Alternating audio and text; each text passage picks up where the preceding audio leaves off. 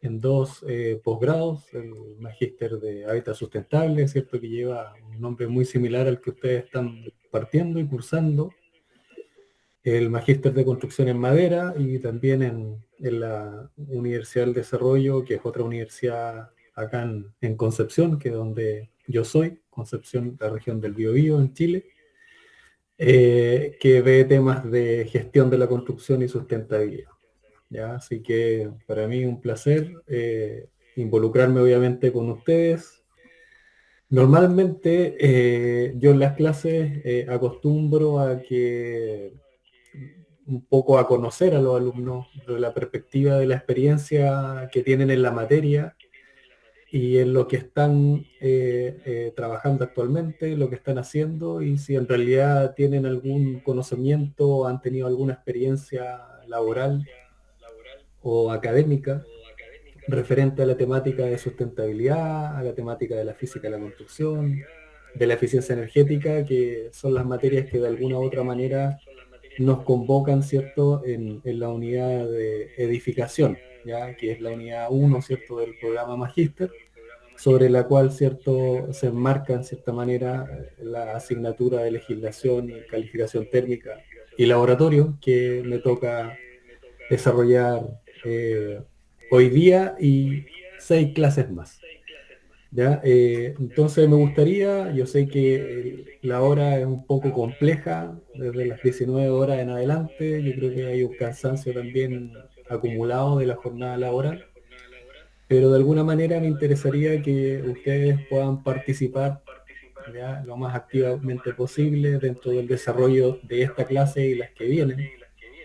Y en ese sentido, bueno, les planteo como yo al compartir los pierdo de vista a ustedes y pierdo de vista también el chat, así que ahí les voy a pedir de que cualquier duda que tengan, activen el micrófono y la planteen abiertamente, ¿ya? Esa es la primera indicación que les pido porque yo voy a ir comentando las presentaciones y en ese contexto no tengo la posibilidad de ir viendo el chat por si es que hay alguna pregunta escrita. Entonces, como para partir, antes de compartir la presentación, me interesaría que cada uno de ustedes, lo más ordenadamente posible, pudiese irse presentando, saber cuál es su profesión y en cierta manera cuál es la experiencia que tienen en estas materias principalmente. ¿Ya? No sé, ahí si yo les voy dando el pase como para que se puedan pronunciar. Por ejemplo, voy a partir de acuerdo al orden que aparece de personas. Por ejemplo, aparece aquí Álvaro Espada. No sé si Álvaro se puede presentar.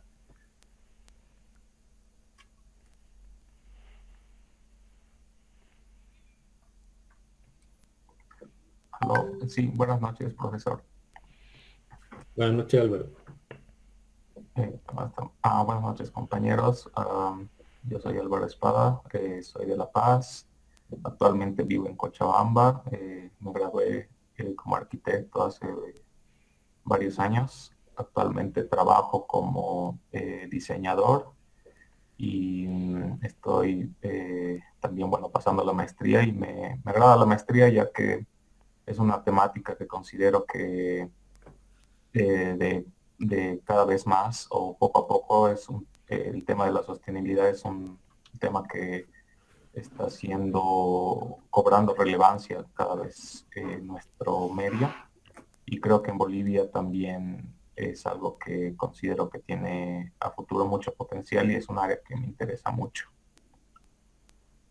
Perfecto, Álvaro. Muchas gracias. César Vera. Sí, sí, buenas. Disculpe por la cámara, estoy ahorita en un transporte. Mi nombre es César Vera. Soy arquitecto, tengo mi empresa constructora, por la cual hago la construcción y diseño. Me metí por eso a las clases porque es una parte muy importante, me parece, de la construcción. Eso es ecológica, rentable y demás. Entonces es una parte muy importante, creo que es aprender esta materia, esta maestría. Gracias, profe. Perfecto. Muchas gracias, César. Dana Tamara.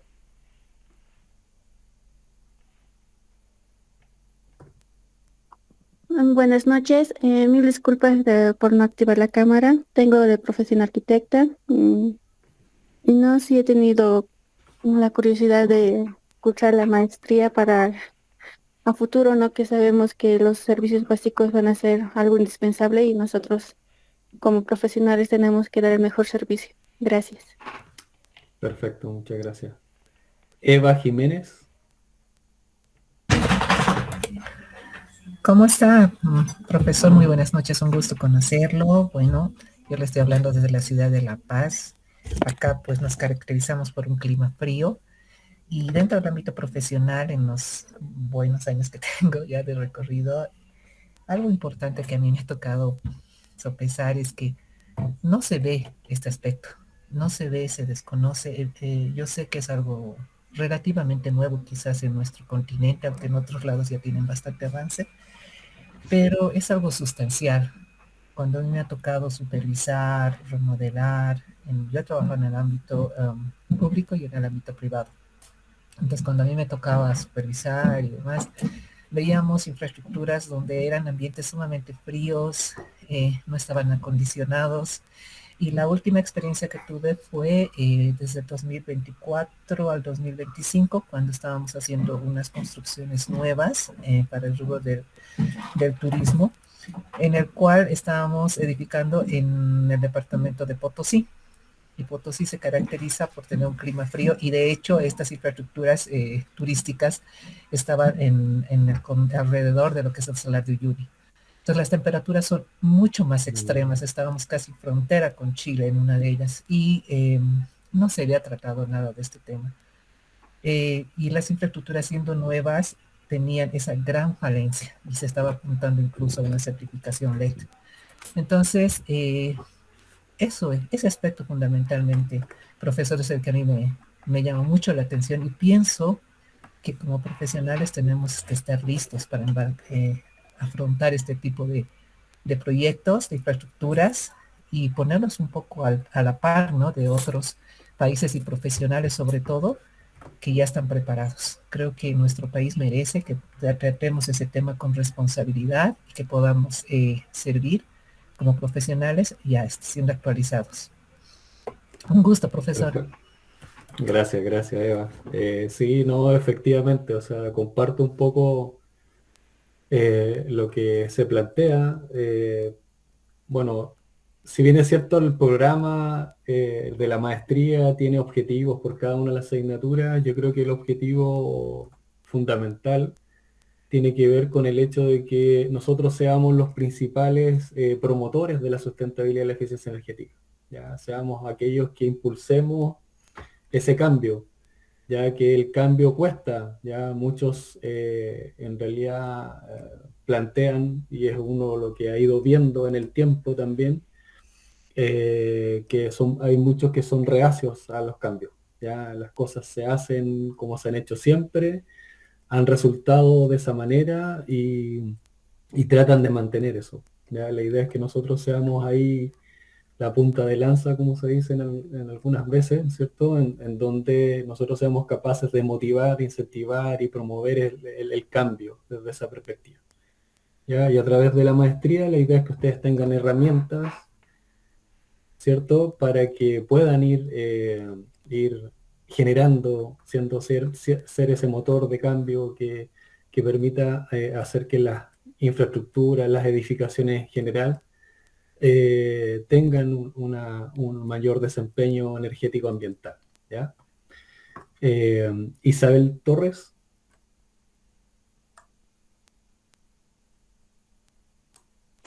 Buenas noches.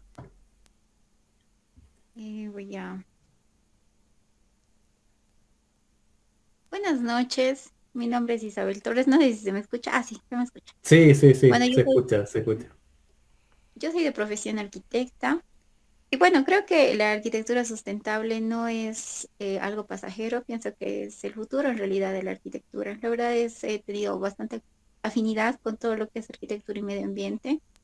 Y bueno, me encuentro muy a la expectativa, ¿no? De lo que vaya a realizarse en este módulo. Muchas gracias, arquitecto. Perfecto, gracias Isabel.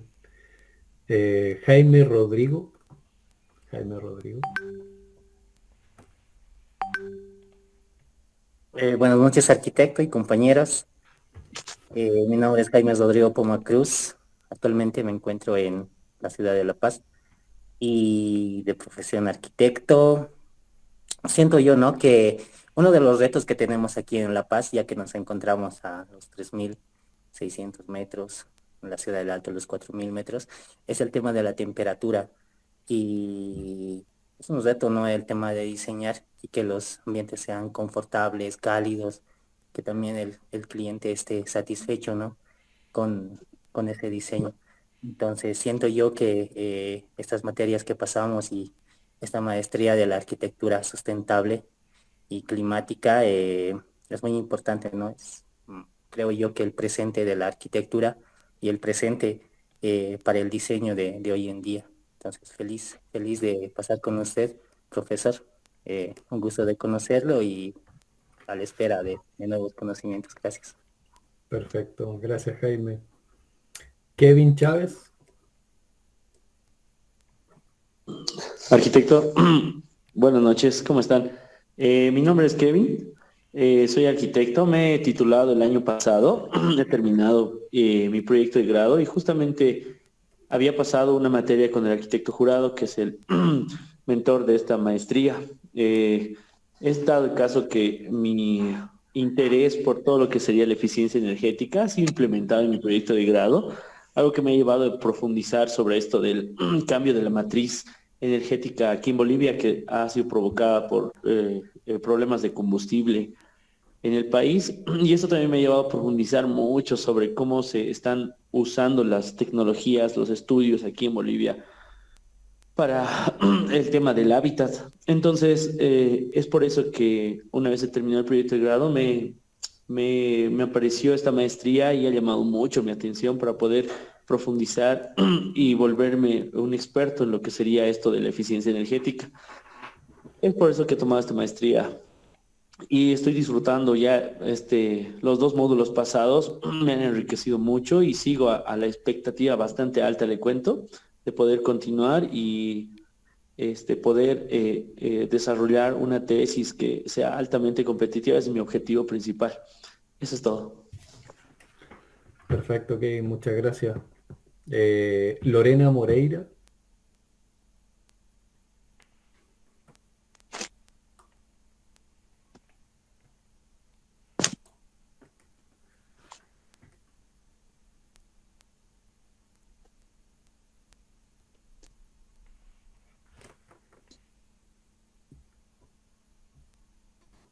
Lorena, no sé, siento que se activó el audio, pero no se escucha.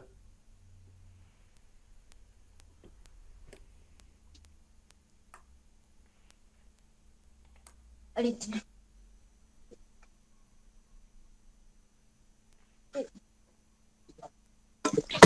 Sí, sí.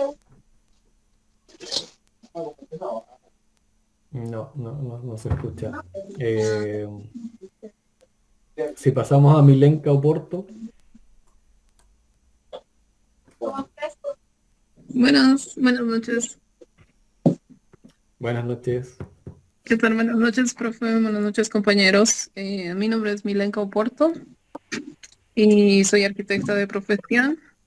En cuanto a la arquitectura sustentable, igual me llama mucho la atención. Hice mi proyecto de grado, por ejemplo, de una planta de reciclaje de residuos sólidos. Y hace como 2 años más o menos tuve la oportunidad de trabajar con paneles MDUE o paneles 3D en un proyecto que tenía y pude ver los beneficios que tiene también en términos acústicos, en términos eh, de temperatura, ¿no? De almacenar calor o frío, que tenga buen ambiente la obra. Y actualmente también tengo mi empresa constructora y bueno, hago diseños, construcciones y eso. Entonces quiero implementar también el tema sustentable en más proyectos. Eso sería un gusto. Gracias, gracias Milenka. Nina Márquez. Doctor, buenas noches. Va a disculpar la cámara, la próxima ya lo voy a arreglar, mi cable está mal. Primero, estoy agradecido de formar parte de este curso, ¿no?, que es la materia del futuro, como se dice. Yo he egresado el 2024 y me he titulado el año pasado. Y tengo bastante expectativa acerca de esta maestría, ya que en la práctica, bueno, en todas las prácticas, uno va aprendiendo, ¿no? Y en este caso, bueno, como todos tienen sus caminos distintos, veo que estoy entre personas con alta experiencia y la cual, digamos, me impulsa también a seguir, digamos, profundizando más y seguir superándome, en el sentido de que este año y los años anteriores he tenido tal vez la suerte, como podría decirse, de poder, digamos, ser partícipe de algunos proyectos de grado, que era como colaborador, y justamente esta parte de la sustentabilidad entraba en todos los proyectos. Y esto me ha impulsado a curiosear más, porque entraba la parte de la normativa, entraba la parte del diseño, todo tenía que ser sustentado, y eso me impulsa a querer, digamos, estudiar más.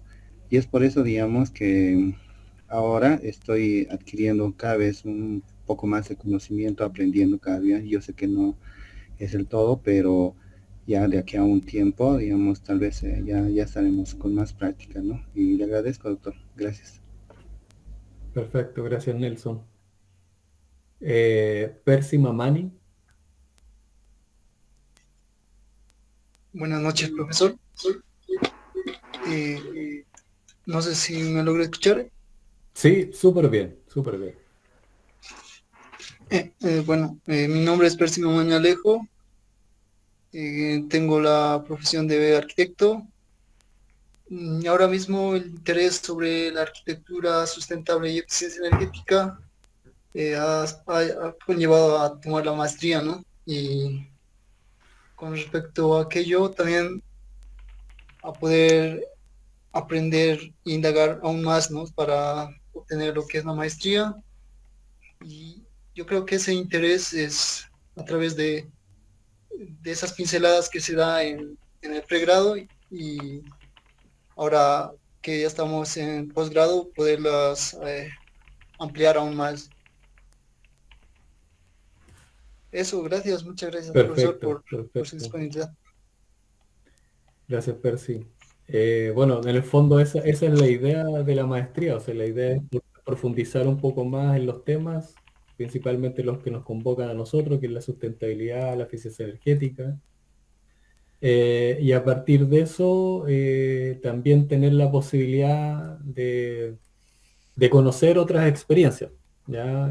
Gran parte de lo que vamos a ver tiene que ver con la experiencia que tiene Chile y la evolución que ha tenido Chile en el desarrollo de normativa, el desarrollo de sistemas de certificación, en la implementación, ¿cierto? Y eso también da una mirada en atención a que han pasado años desde que se ha ido implementando, y eso nos da esa mirada de poder retroalimentar, ¿cierto? Los procesos, ¿ya? Y eso obviamente siempre va a ser positivo, ¿ya? Entonces la idea es que de alguna manera podamos traspasar esa experiencia a través de la asignatura. Raquel Carrillo.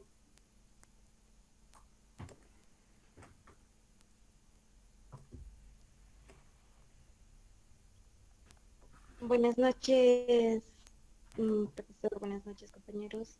Mi nombre es Raquel Carrillo, profesión de arquitectura.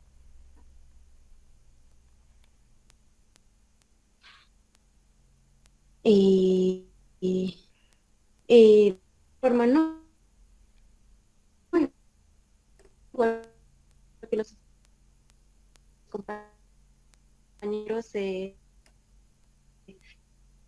realizado mi proyecto en el 2024 y egresado en el, bueno, salí titulada en el 2025.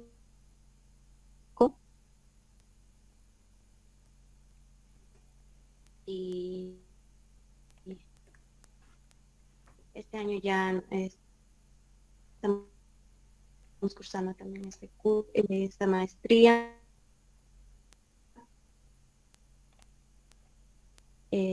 por lo cual, ¿no?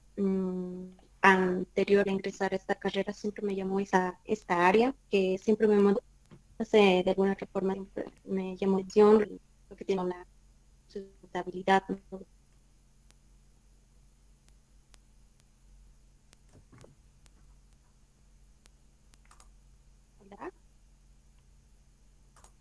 Sí, Raquel, te escuché un poco cortado en realidad. No sé si es por mi conexión a internet o la tuya, pero eh, no sé si el resto de los compañeros logró escuchar bien lo que planteó Raquel.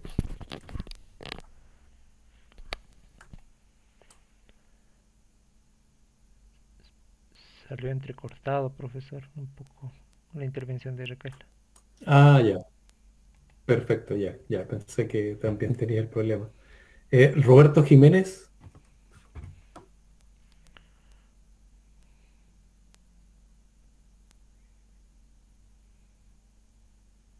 Sí, presente, profesor.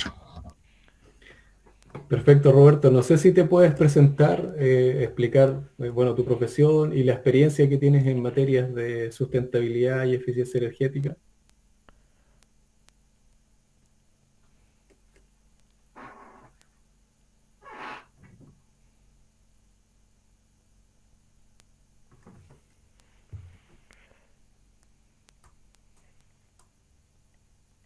Sí, bueno, hay algunos que se han ido conectando en la medida que hemos ido avanzando en esta como presentación de cada uno. Por tanto, más que pasar la asistencia, lo que busco es poder conocerlos un poco, la profesión, y si es que hay algún nivel de experiencia en la implementación o en el diseño de aspectos de eficiencia energética y sustentabilidad. Wilber Kispet, no sé si ya se presentó o no se ha presentado.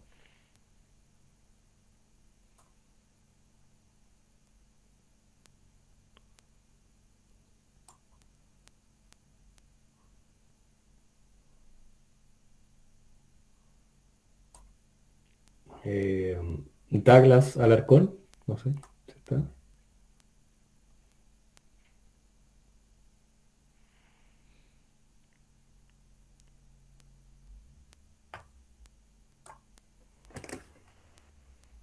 ¿No? Ya, perfecto. No sé si se me escucha, como para iniciar el proceso. Se escucha. Ah, perfecto. Ya, voy a compartir entonces la presentación. Lo que les pido, insisto en esto, que yo no voy a tener acceso a los chats. Les pido que cualquier duda que tengan o comentario habiliten su micrófono y lo hacen. ¿Ya? No teman interrumpir la clase y no piensen que lo que estén preguntando pueda ser muy básico porque estamos en una instancia de aprendizaje y sobre la base de esa consulta obviamente se va a hacer mejor también la clase.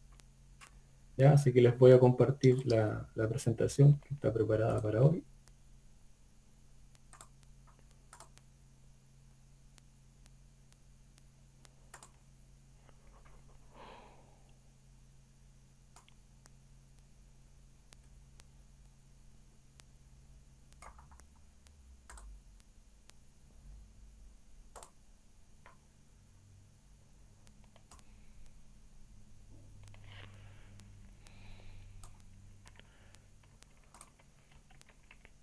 Ya, no sé si logran ver la presentación.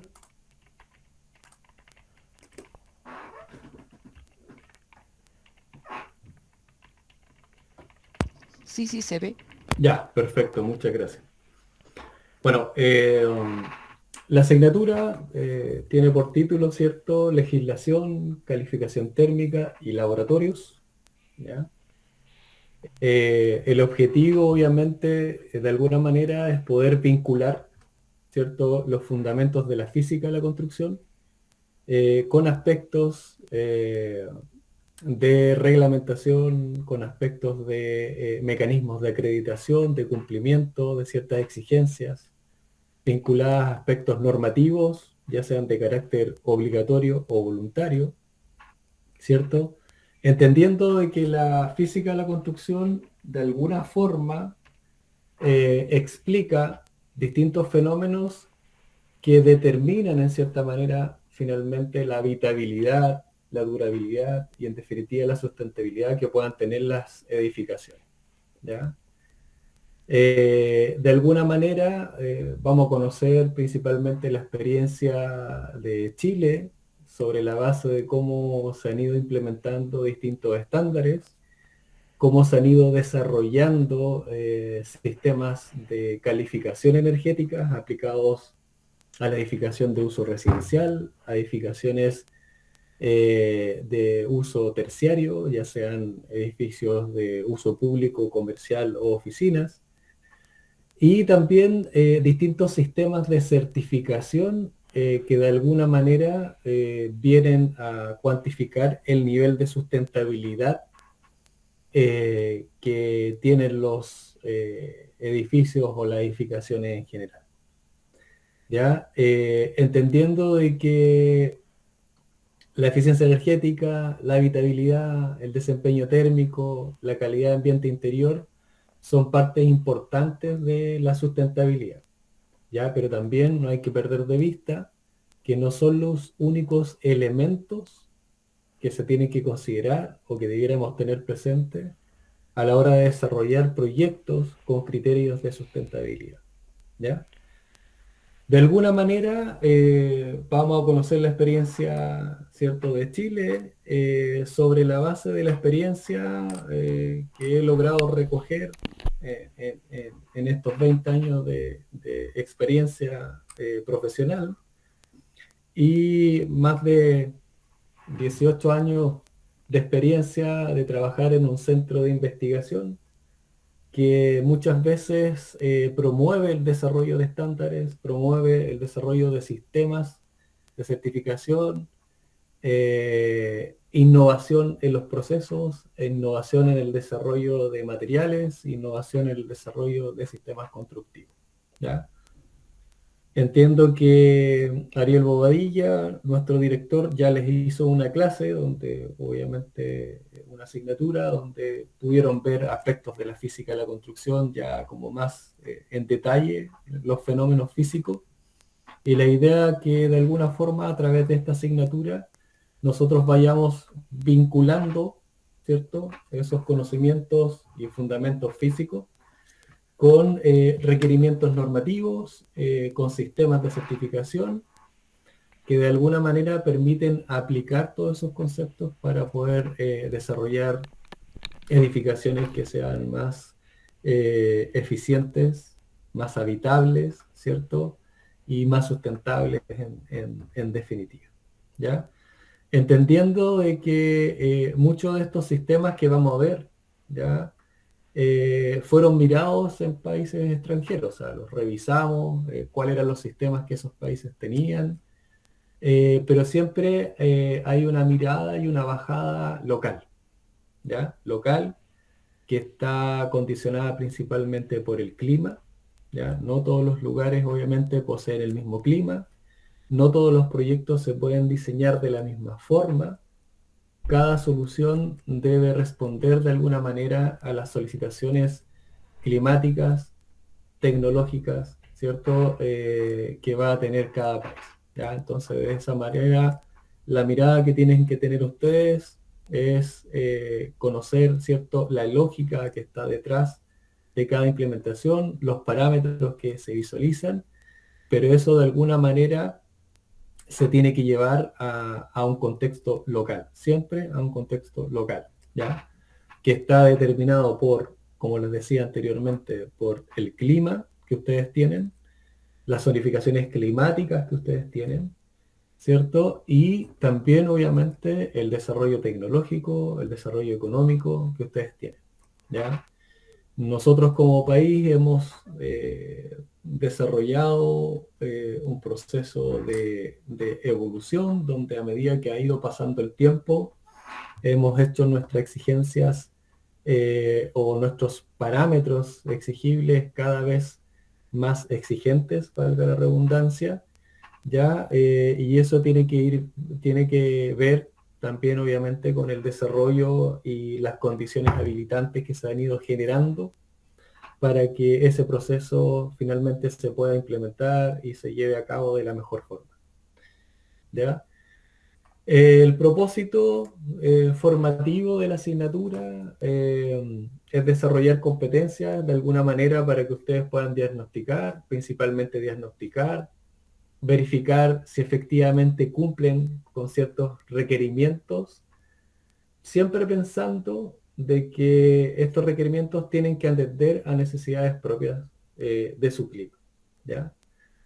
Entiendo que ustedes todavía no tienen una normativa de carácter obligatorio que establezca estándares, está en proceso, y la idea es que de alguna manera ustedes vayan viendo ejemplos, como en el caso chileno, de qué aspectos se han abordado, cómo se han abordado, y cuáles son los estándares finalmente que se han ido adoptando, ¿cierto?, a lo largo del tiempo que llevamos en este proceso de implementación de sistemas de certificación normativa vinculadas, ¿cierto?, con la eficiencia energética, acondicionamiento térmico, ¿cierto?, habitabilidad y sustentabilidad finalmente. ¿Ya? La idea es que de alguna manera nosotros sepamos reconocer a través de la asignatura, ¿cierto?, cuáles son los principales mecanismos de transferencia, ya sea de calor o de masa, ¿ya? Entendiéndose por transporte de masa aquellos que están vinculados con el aire y con el vapor de agua, ¿ya?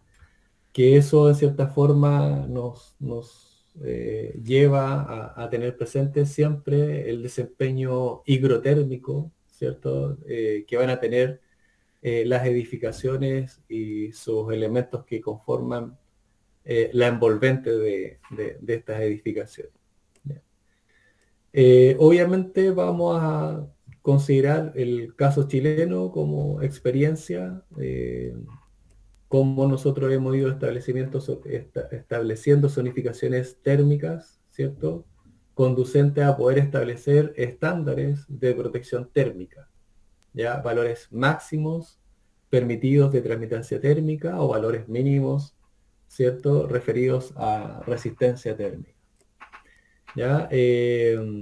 Siempre desde la perspectiva de que se entienda que es una comparación que de alguna manera se tiene que adaptar, ¿cierto?, a las necesidades y requerimientos que ustedes tienen obviamente como país principalmente. ¿Ya? La metodología de la clase va a estar enfocada en clases expositivas, ¿cierto?, de forma telemática. Vamos a ver algunos ejercicios que los vamos a ir resolviendo de forma guiada, principalmente a través de los talleres. ¿Ya? Más adelante yo les voy a mostrar el programa, cómo están constituidas cada una de las clases, los contenidos, ¿cierto?, que vamos a abordar, y se van a percatar ahí que en el fondo nosotros vamos a desarrollar 2 talleres, que los 2 días sábados que tenemos clase, la idea es que nosotros desarrollemos talleres en donde vayamos aplicando parte de la materia que ya han visto en la unidad y la que vamos a ir viendo nosotros a través de, ¿cierto?, de esta asignatura que estamos desarrollando. ¿Ya? Obviamente todo el aspecto conceptual que vamos a ir abordando en términos de contenido siempre se va a ir complementando de cierta forma con algunas experiencias que he ido desarrollando como profesional y la unidad a la cual pertenezco, que es el Centro de Investigación de Tecnologías de la Construcción de la Universidad del Biobío, que tienen que ver con casos de estudio, evaluación, certificación ¿ya? En materias de eficiencia energética y sustentabilidad. ¿Ya? Todo el material asociado a la asignatura va a ir siendo cargado en la plataforma Moodle, ¿cierto?, que ustedes disponen.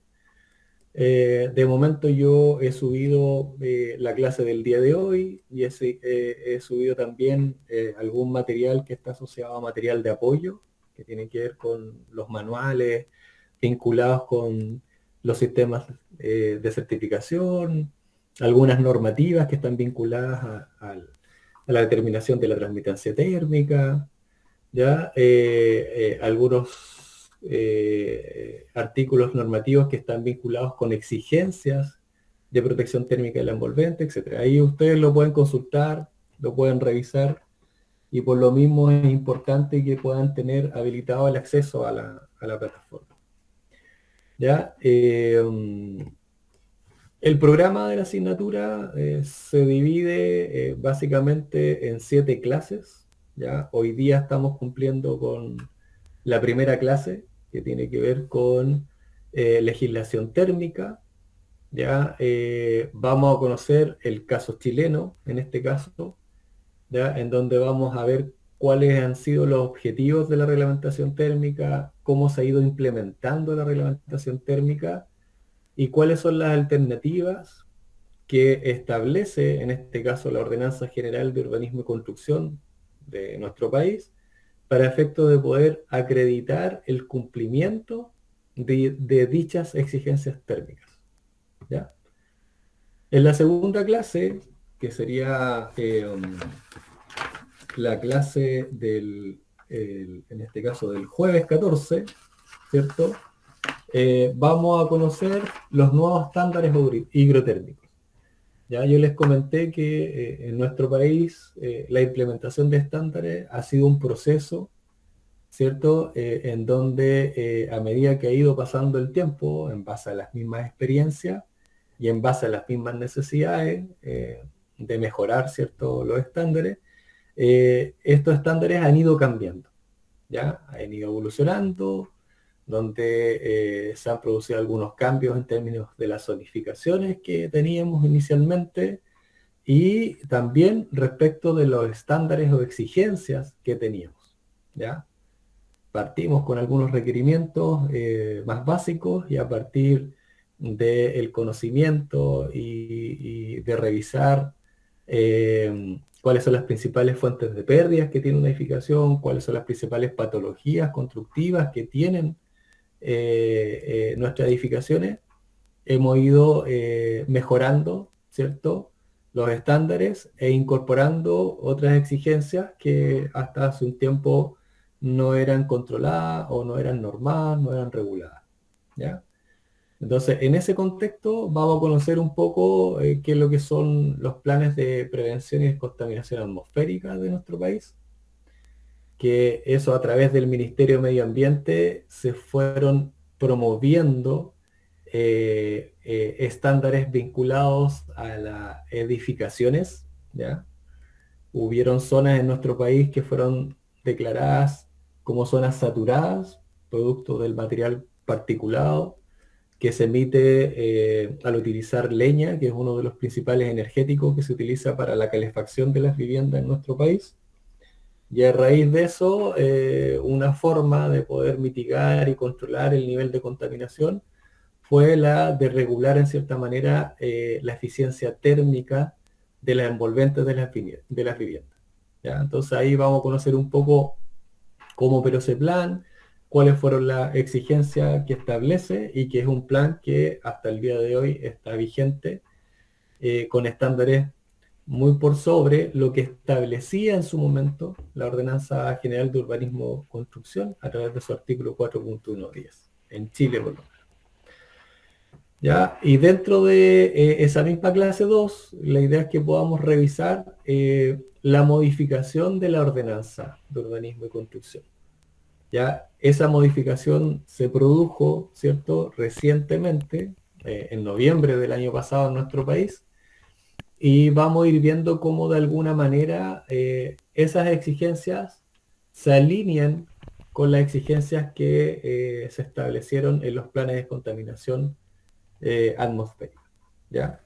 La gran diferencia respecto de lo que establece la modificación de la ordenanza de urbanismo y construcción y los planes de contaminación es que los planes de contaminación aplican solo a comunas o regiones de nuestro país que tienen problemas de contaminación por material particulado u otro contaminante y que han sido declaradas como zonas saturadas, a diferencia de lo que establece la ordenanza, en donde la aplicación de los estándares es transversal para todo el país, ¿ya? Indistintamente si es una zona saturada o no saturada.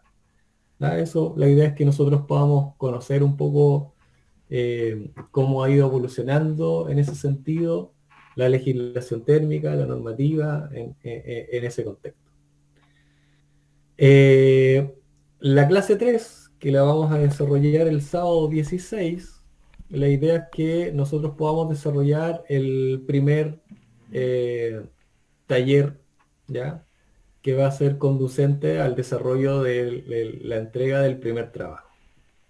¿Ya? La idea es que ahí nosotros de alguna manera veamos el desarrollo de un trabajo que va a consistir básicamente en la revisión normativa que ustedes tienen, ir verificando cuáles son los estándares, ¿cierto?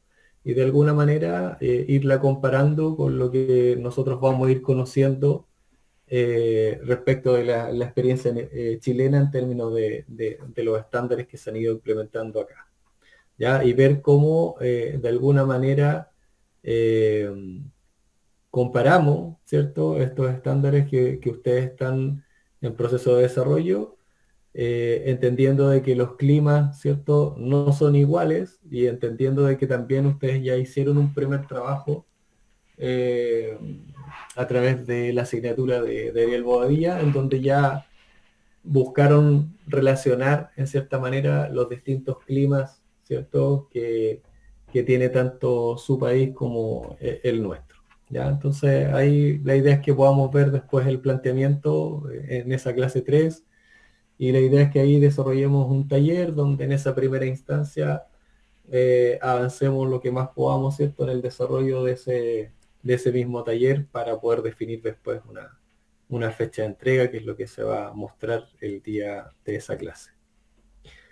En la clase 4 vamos a ver aspectos de la calificación energética de vivienda, ¿ya? En nuestro país, ya desde hace un tiempo, desde el año 2014, se empezó a promover esta especie como de etiquetado energético del sector residencial, ¿ya?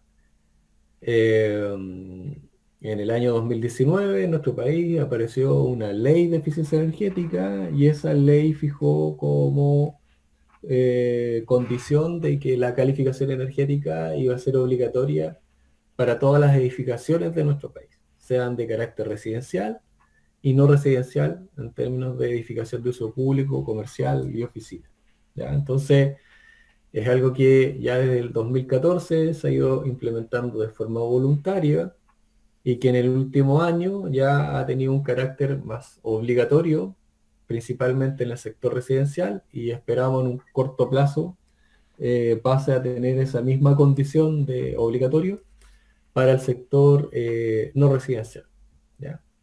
Entonces la idea es que de ese sistema de calificación energética nosotros podamos conocer cuáles son los actores principales del sistema, cuáles son los componentes, qué indicadores maneja, cuáles son las escalas, cuáles son los sellos, la etiqueta, cuáles son los elementos de diseño, ¿ya?, que influyen en la calificación energética de vivienda, y también conozcamos de alguna manera cuáles son las planillas o cuál es la herramienta que utiliza esta certificación, ¿ya?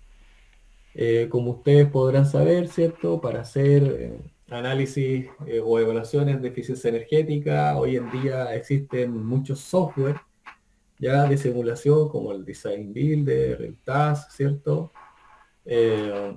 Pero nuestro país adoptó una herramienta de desarrollo propia que está configurada en una plataforma Excel, ¿cierto? Y que permite desarrollar simulaciones, ¿ya? Que son planillas de balance térmico dinámico, ¿ya? Simulaciones que responden al sistema de certificación nuestro, ¿ya? Ahora bien, la gran ventaja que es un sistema único desde esa perspectiva, en términos de la herramienta, que es una herramienta única,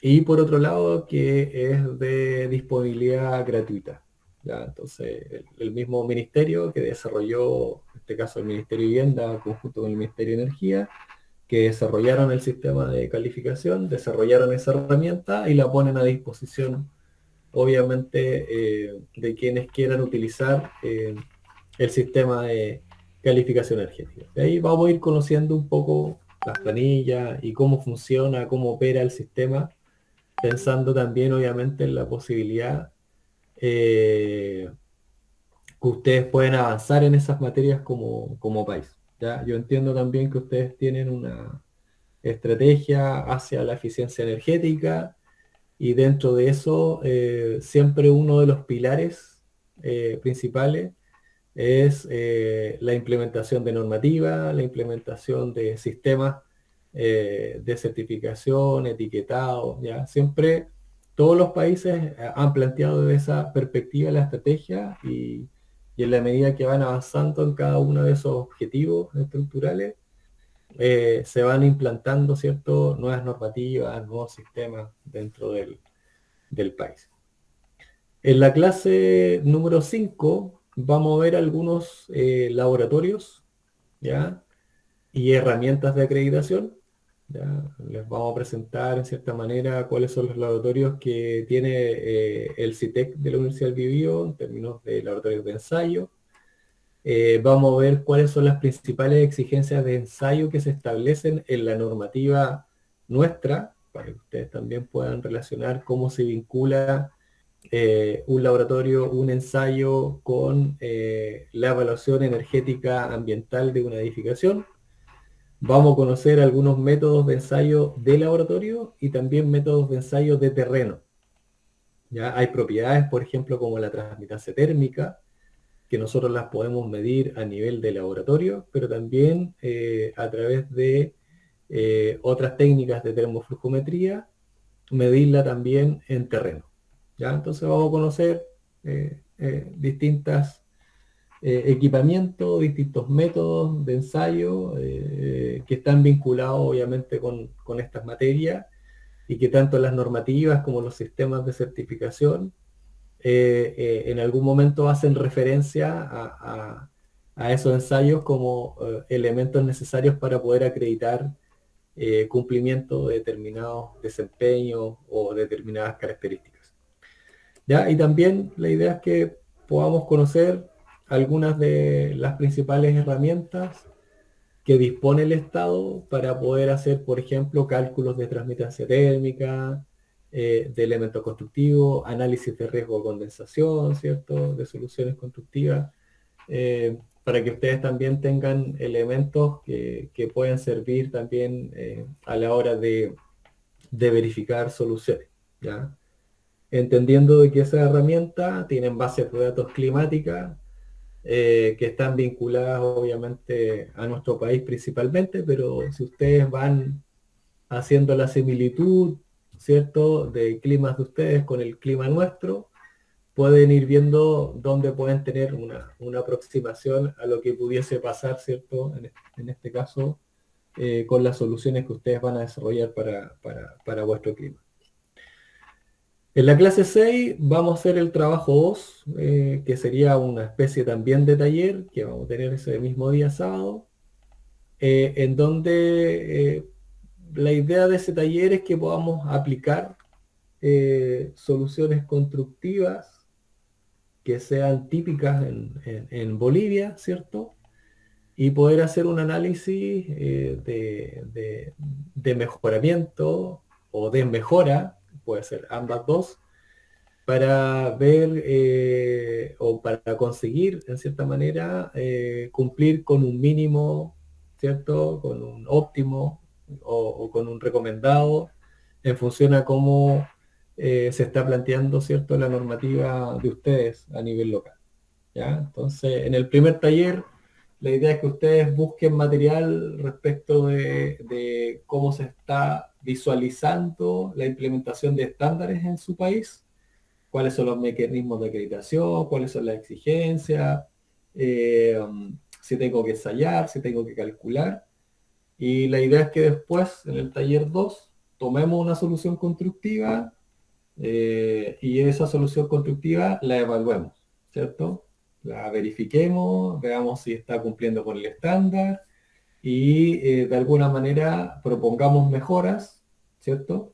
En términos de modificaciones a esa solución para efecto de que pueda cumplir con un mejor nivel en función a los mismos estándares que plantea la norma de usted, ¿ya? La idea es que podamos de alguna manera adquirir como esa sensibilidad de si cambio un material, mejoro la aislación térmica, incremento el espesor de alguno de los componentes de la solución constructiva, qué es lo que pasa y cómo puedo yo conseguir llegar a ese valor de exigencia que nos están planteando, según el nivel al que nosotros queremos llegar.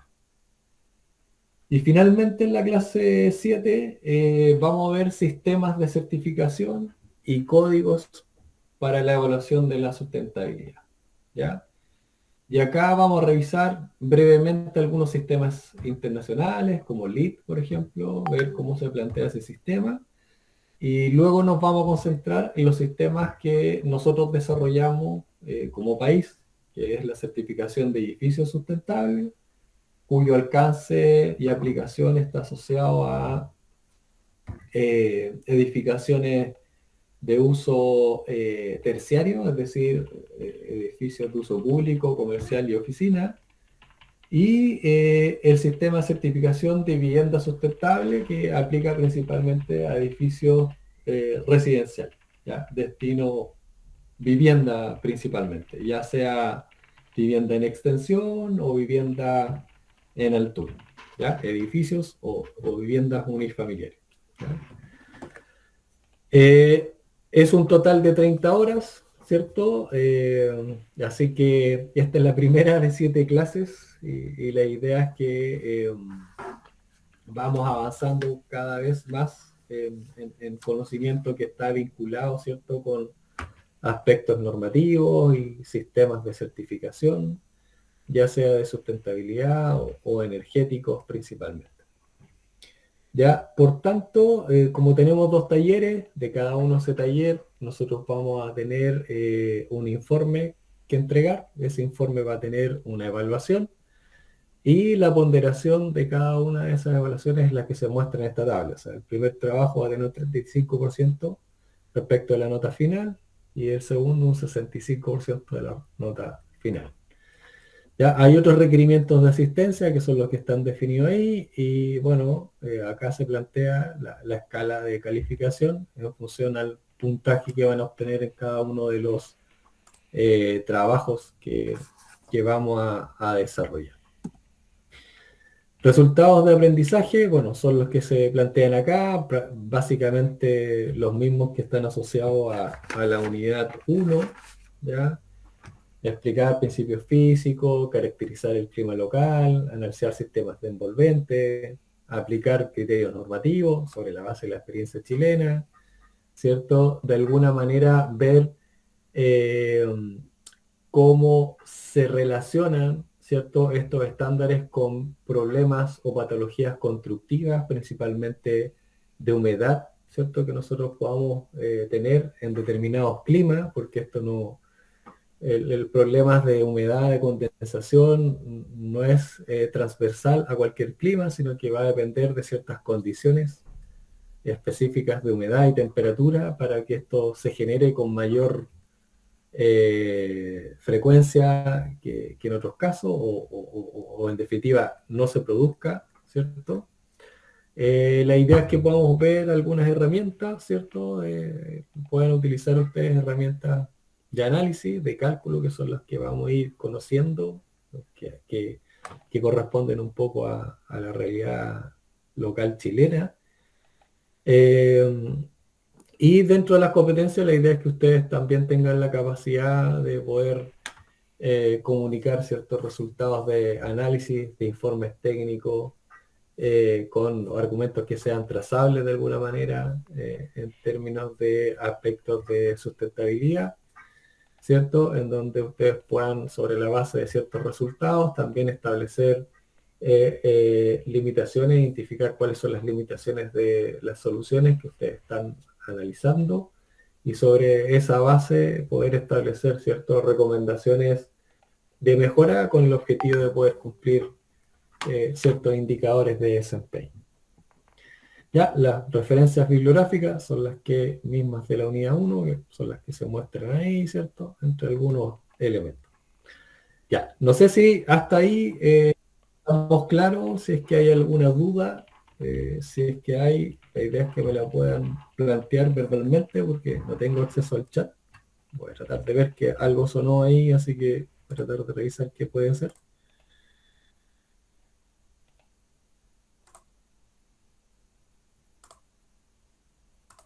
Es una persona más que se está... Ya, ahí hay otro usuario. Ya, no sé si hasta ahí tienen alguna duda, lo que hemos visto de del programa, de la asignatura, de las evaluaciones.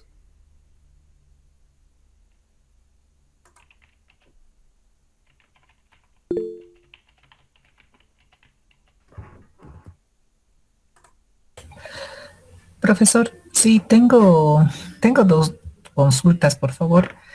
La primera es sobre el trabajo que usted dijo que se va a hacer. Si este trabajo se va a tener que realizar en grupo o se va a realizar individual.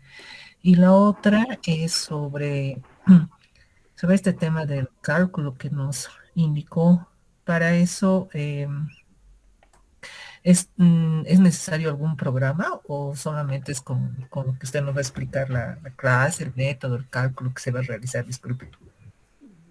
Sí, bueno, dos cosas. Lo primero, la idea es que el trabajo se desarrolle de forma grupal.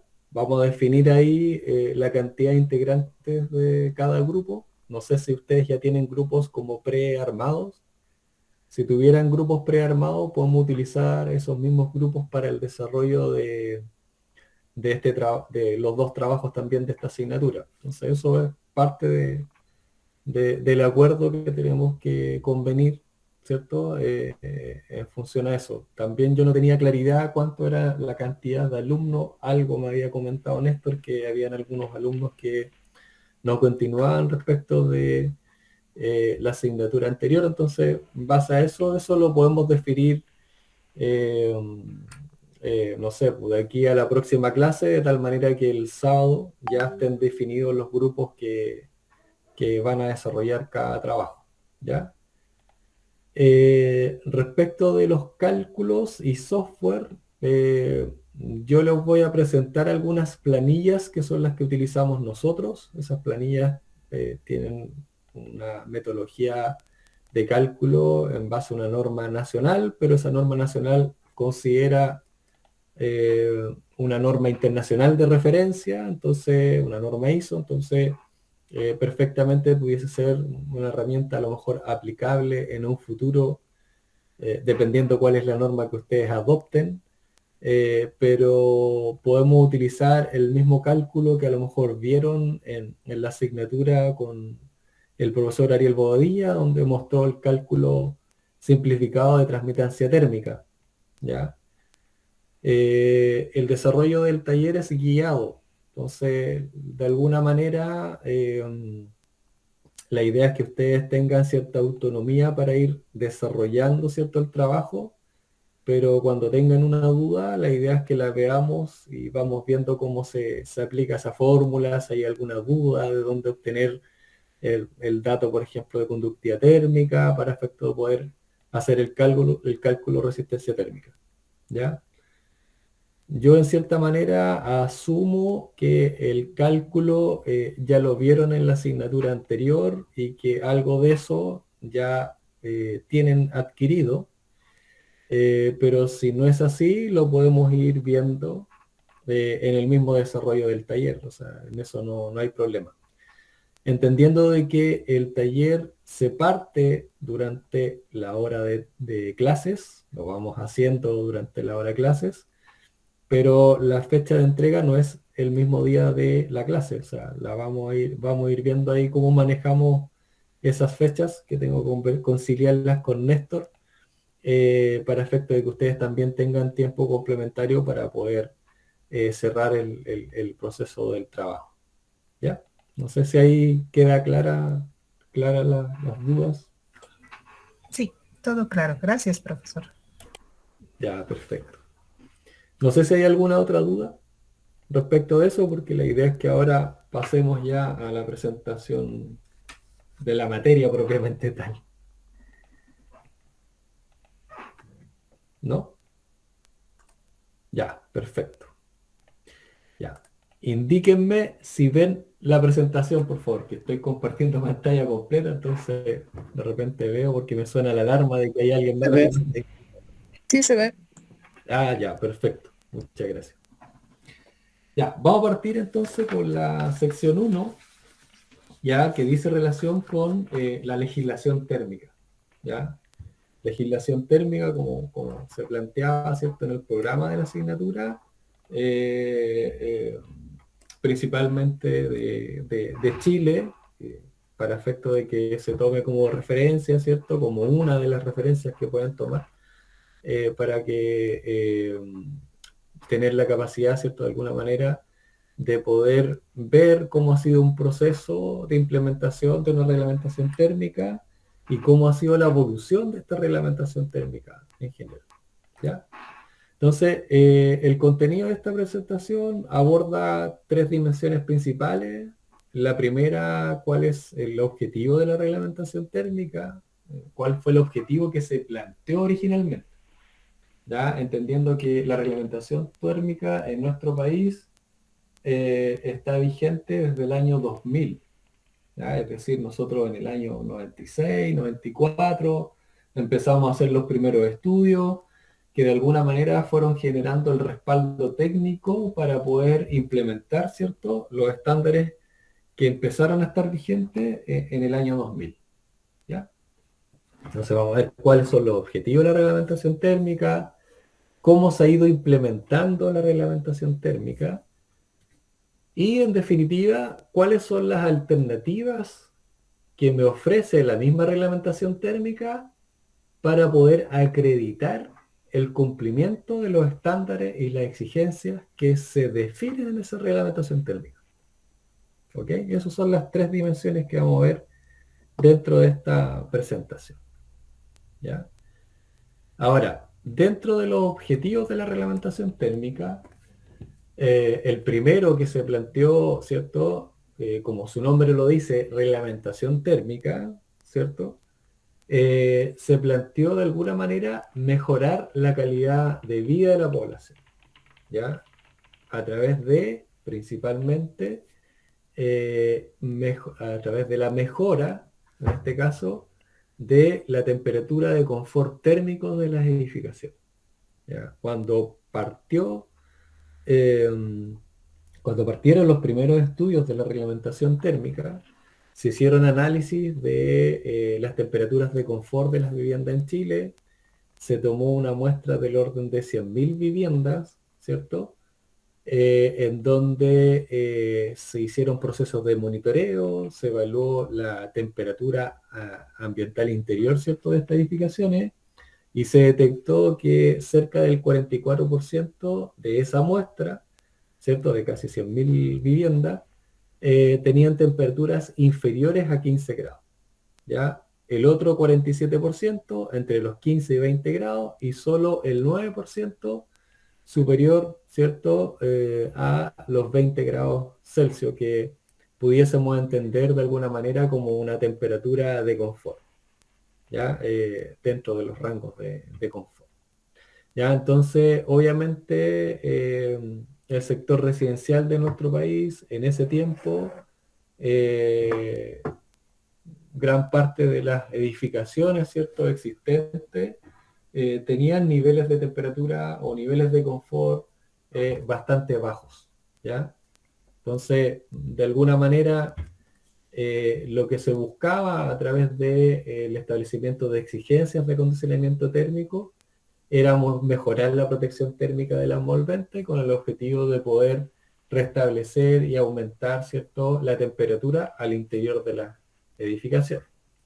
Ya, eso es por un lado.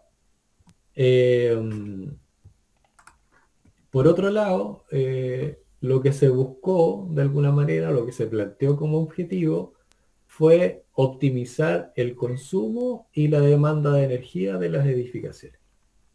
Ya, en nuestro país se hizo un levantamiento para distintas zonas de nuestro país y se estableció más o menos que la media nacional en términos de demanda de energía era del orden de los 117 kWh metro cuadrado año en nuestro país. Y lo que se buscaba, de alguna manera, era poder conseguir, a través de la implementación de distintas etapas, de conseguir ahorros, ¿cierto?, en principio, del orden de un 20-25%. ¿Ya? Disminuir, es decir, la demanda de energía en un 20 o 25% que de alguna u otra forma se alinea, ¿cierto?, con los compromisos internacionales que fue adoptando nuestro país en función a lo que era el Acuerdo de París y otros acuerdos más que se fueron estableciendo, ¿cierto?, a nivel internacional. ¿Ya? Cuando yo planteo demanda de energía y consumo de energía, ¿tenemos claro qué diferencia una cosa de la otra? Porque en términos, por ejemplo, de simulación energética o de estimación, la unidad de medida es prácticamente la misma, son kilowatt hora metro cuadrado año. ¿Alguien de los que está presente me puede indicar qué es lo que entiende por demanda, qué es lo que entiende por consumo o qué es lo que entiende como cuál es la diferencia o si lo entienden como que son lo mismo? ¿Quién puede plantear algo en esa línea?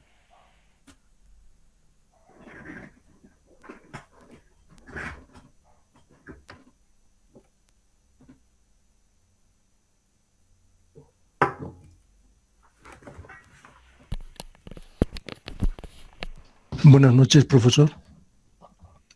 Buenas noches. ¿Me escucha? Sí, sí, lo escucho. La demanda sería lo que se requiere a nivel de población y el consumo es lo que está disponible para la población a nivel energético. Eso es lo que tengo como un concepto en Correcto, sí, o sea, va por esa línea, ¿cierto? En términos, si uno lo lleva a lo que es una vivienda o una infraestructura, una edificación, ¿cierto? O un edificio, la demanda está asociado a la cantidad de energía que necesita ese edificio para poder, ¿cierto?, generar ciertas condiciones de operación o de confort, ¿cierto? Esa es la demanda, la cantidad de energía que el edificio demanda, ¿ya? Cuando incorporamos el concepto de consumo, se refiere principalmente a la cantidad de energía que necesita el edificio, ¿cierto?, para poder operar. Y ahí entra un elemento que está asociado al rendimiento de las instalaciones que yo tengo para proveer la energía que yo demando. ¿Ya? Entonces, en ese contexto, tenemos un elemento que está ahí entre medio, que es el rendimiento de las instalaciones, el tipo de energético, sobre la base del cual nosotros proveemos la energía que demanda el edificio para poder establecer cierto nivel de operación, que es el que yo quiero, ¿ya? Normalmente, cuando nosotros hablamos de demanda de energía, nos vamos a referir principalmente a las estrategias de diseño pasivo que tiene la edificación, ¿ya? Protección térmica, orientación, superficie acristalada, ya nivel de masa que incorporamos en las soluciones constructivas, inercia térmica, ya todos los elementos que dicen relación con el diseño propiamente tal y que definen esa demanda de energía que requiere ese edificio para mantener ciertas condiciones de confort.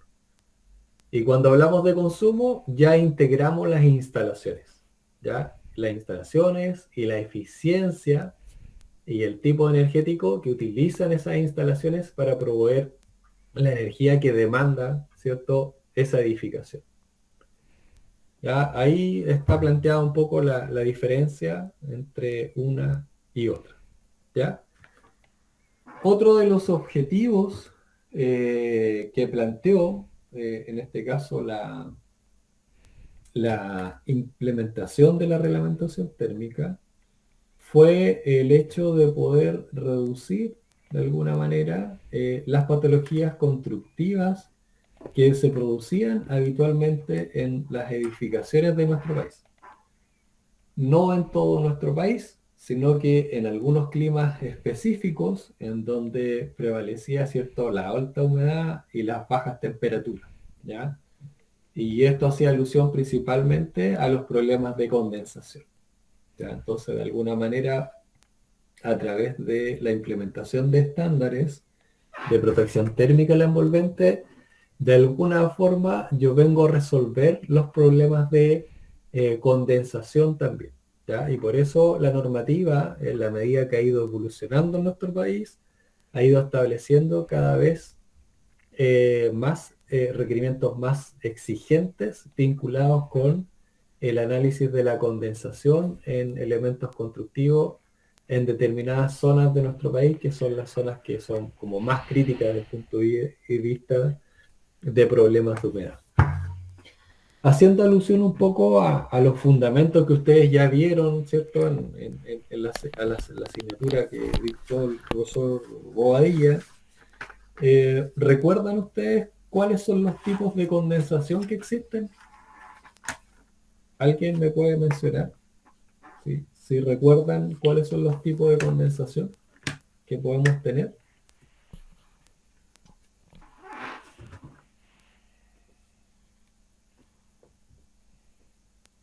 Sin tener miedo a equivocarse, por favor. La idea es participar de alguna otra manera.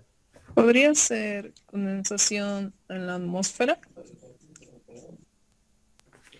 A ver, la condensación tiene que ver con un principio que está asociado a la cantidad de vapor de agua que tiene el aire ambiental.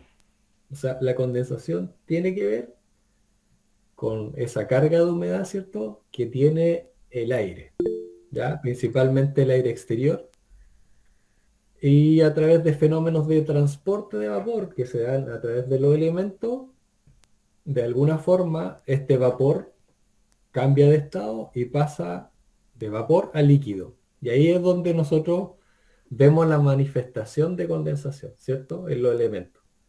Y como los elementos tienen humedad, esa humedad o esa agua líquida favorece de alguna manera la formación de ciertas especies de hongos y de mohos. Y eso va generando deterioro obviamente en los materiales y disminuye también obviamente la vida útil de los materiales y de las edificaciones, y también nos afecta a nosotros como usuarios, ¿cierto?, de esas edificaciones que tienen esa problemática de mayor contenido de humedad, de esos ácaros que se van generando, que también nos generan alguna afectación en la salud, ¿ya? Ya, pero yo me refería principalmente a los tipos de condensación que tenemos dentro de un elemento constructivo. A ver si alguien más se anima. No estoy viendo el chat, así que por favor, tratar de decirlo verbalmente. Podría ser condensación por inmersión, natural, no. ¿Y cuál más? ¿Y O sea, artificial? A ver, la condensación en sí tiene que ver con un proceso que es principalmente natural. Ahora, nosotros podemos manejar artificialmente la humedad de los espacios de los edificios, ¿cierto? Si tenemos zonas que son muy secas y para desarrollar una determinada actividad dentro de una edificación nosotros necesitamos ciertos niveles de humedad, nosotros podemos tener un sistema de climatización que me levanta, ¿cierto?, esa humedad. ¿Ya? Podemos tener elementos que regulan la humedad dentro de una edificación, así como en algunos casos pueden inyectar humedad, en otros casos pueden desecar los ambientes para efecto de poder mantener ciertas condiciones de humedad. Ahora, a partir de esa humedad y ciertas condiciones de temperatura dentro de los elementos constructivos, nosotros vamos a tener manifestaciones de condensación, que la condensación va a ser básicamente el fenómeno a través del cual la humedad que está en el ambiente pasa, ¿cierto?, a un estado líquido cuando está en contacto con los elementos constructivos. ¿Ya? Entonces, no sé si alguien más se atreve a plantear qué tipos de condensaciones hay, o para yo dar la respuesta.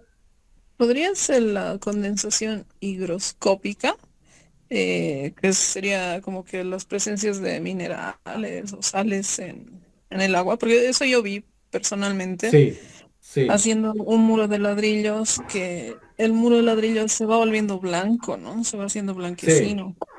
Sí, se hace blanquecino principalmente por un fenómeno que se llama eflorescencia. Ya principalmente en los cerámicos o, bueno, en general los distintos sustratos pueden presentar eflorescencia, pero tiene que ver con ese efecto de que el agua tiene ciertos materiales, o sea, ciertos minerales, y principalmente cuando se dan efectos de ascensión capilar, cuando está en contacto con humedades que provienen del terreno, esa agua, ¿cierto?, asciende a los elementos y por capilaridad va ascendiendo, pero cuando se deseca, deja los minerales. Y al dejar los minerales, va generando estos síntomas de fluorescencia, medio blanquecino, que normalmente se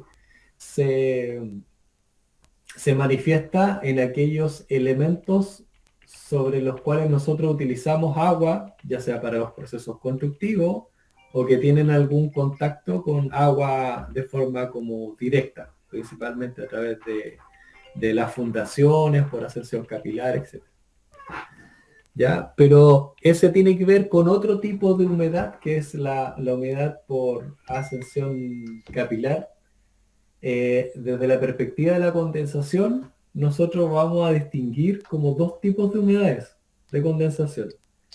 Una es la humedad de condensación superficial, ¿ya?, que es la que nosotros vemos en la superficie de los elementos constructivos, que uno ve el agua de forma líquida, la ve visualmente, o la que ustedes pueden ver, por ejemplo, en los cristales de las ventanas de las edificaciones, ¿cierto? Cuando no tienen una buena protección térmica, cuando son cristales de tipo simple, no son doble vidriado hermético, ¿cierto? Normalmente la manifestación de condensación va a ser mayor, ¿ya? Y nosotros la vamos a ver superficialmente. ¿Ya? Entonces, desde la perspectiva del diseño higrotérmico de una solución constructiva, nosotros vamos a tener la condensación superficial, que es la que vemos, y vamos a tener la condensación intersticial, ¿ya?, que es la que se da entre las capas de la solución constructiva, ¿ya?, y que no la vemos y que a veces es más peligrosa que la superficial porque empieza a dañar desde el interior a la solución constructiva. ¿Ya? Entonces, ese tipo de condensación puede generar daños inclusive hasta estructurales en los elementos constructivos. ¿Ya? Si trabajamos, por ejemplo, con soluciones constructivas en base a madera, esa condición estructural de la madera se puede ver dañada si trabajamos con perfiles de acero o perfiles de acero galvanizado. Esa estructura también se puede ver dañada en términos de oxidación, producto de esa condensación intersticial que se genera. ¿Ya? No sé si ahí queda un poco claro cuál es la diferencia entre la condensación superficial e intersticial, que está asociado principalmente dónde se produce y si efectivamente la vemos o no. ¿Ya? Ahora, desde esa perspectiva, del punto de vista del diseño hidrotérmico, la condensación superficial uno normalmente la trata de eliminar a través de una mayor protección térmica. Si yo mejoro el elemento térmico de una solución constructiva, de por sí va a disminuir la condensación superficial. ¿Y por qué disminuye la condensación superficial? Porque nosotros le aumentamos la temperatura superficial al elemento constructivo al tener mayor aislamiento térmico. Si aumentamos la temperatura superficial, es más probable de que la temperatura superficial sea más alta que la temperatura de punto de rocío. Y por tanto, la condensación superficial se nos va a producir cuando la temperatura superficial del elemento es menor a la temperatura a punto rocío. ¿Ya? Ahora, cuando nosotros queremos abordar de alguna manera la condensación intersticial, nosotros incorporamos, ¿cierto?, otra variable que es el ordenamiento de las capas que forman una solución constructiva, en base a dos propiedades principales, la conductividad térmica y la permeabilidad al paso a vapor de agua. ¿Ya? Entonces, ahí ya no basta solamente con preocuparnos de que la solución la aislamos mejor, sino que tenemos que preocuparnos también de ordenarla de mejor forma, de tal manera de que no coloquemos materiales intermedios que puedan generar, ¿cierto?, una zona fría, producto de un puente térmico, lo que sea, que genere que la condensación se produzca, ¿cierto?, dentro de la solución constructiva, en alguna de sus capas. ¿Ya? Entonces, obviamente la normativa de alguna manera tenía como objetivo principal poder abordar, ¿cierto?, estas patologías de construcción vinculadas a los problemas de condensación que se estaban manifestando, ¿cierto?, en edificaciones de nuestro país. ¿Ya? Por otro lado, el cuarto objetivo que se declaraba, ¿cierto?, a la hora de poder establecer este cambio normativo por ahí por el año 2000, fue de promover el desarrollo y obviamente la mayor actividad económica. ¿Ya? Cuando uno en un país establece un cambio normativo, eso hace repensar las soluciones constructivas, rediseñar las soluciones constructivas. Y en ese proceso de rediseño, normalmente se utilizan nuevos materiales, nuevas soluciones constructivas, ¿ya? Y eso da pie, ¿cierto?, a que de alguna manera también la actividad económica se active, ¿ya? Se active. Y también se active la innovación en el diseño, la innovación en el desarrollo de soluciones, la innovación en el desarrollo de materiales, en el desarrollo de nuevos procesos constructivos.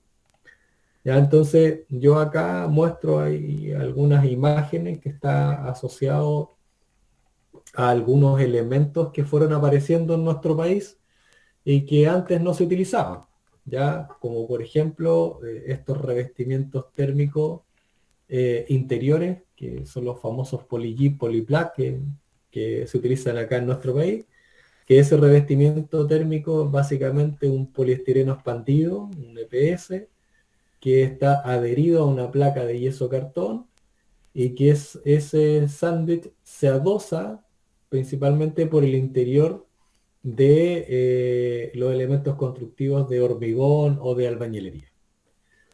¿Ya? Lo que vemos acá también en la parte superior es un nuevo sistema constructivo que se desarrolló en nuestro país, que no lo desarrollamos nosotros, sino que se trajo, ¿cierto?, del extranjero, que es un sistema que se llama SIP, así se conoce acá, por lo menos, como sistema SIP, SIP, ¿ya? Que básicamente consiste en una placa de USB, una placa de madera, ¿cierto? Un EPS, un poliestireno expandido y una placa de USB que van adheridos, ¿cierto? Con adhesivo y que se configura en formato de paneles, que son de 1,22 por 2,44 y que se va uniendo panel con panel a través de estas especies como de lengüetas de USB, cortando los puentes térmicos que se generan producto de una estructura, por ejemplo, en base a madera. ¿Ya? Acá abajo vemos un ladrillo, ¿cierto?